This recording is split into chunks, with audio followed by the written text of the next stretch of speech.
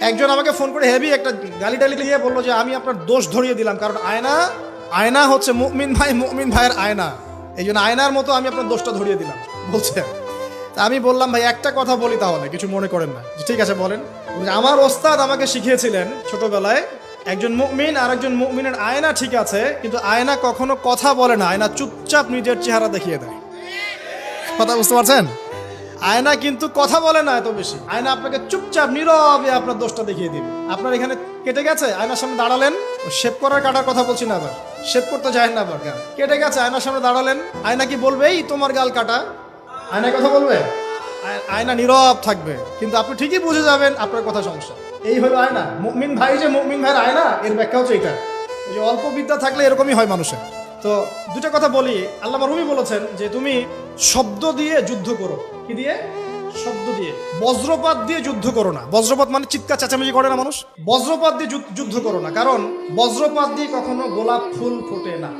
তিনি বলছেন তোমরা গাছের মতো হয়ে যাও, পাতাগুলোকে ঝরে পড়তে দাও, চুপচাপ গাছের মতো দাঁড়িয়ে থাকতেন, এত লম্ফজম্ফ না, নিজের দোষগুলোকে আস্তে আস্তে আপনি ঝরিয়ে ফেলে দেন।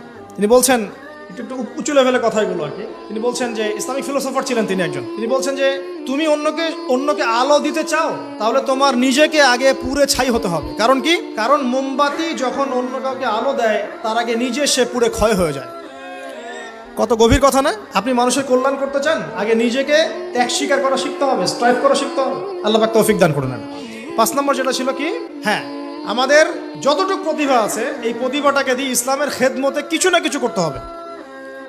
কিচ্ছু পারেন না, একটা এতিমখানা করেন, বিধবা নারীদের জন্য কিছু করেন, একটা বৃদ্ধাশ্রম করেন, একটা মসজিদ করেন, একটা মাদ্রাসা করেন, একটা সামাজিক সংগঠন করেন, মানবতামূলক কাজ, সেবামূলক কাজ হবে, সোশ্যাল কাজ করেন, যা পারেন ভাই দিনের জন্য কল্যাণ করা হয় সেটাই করেন ইনশাআল্লাহ।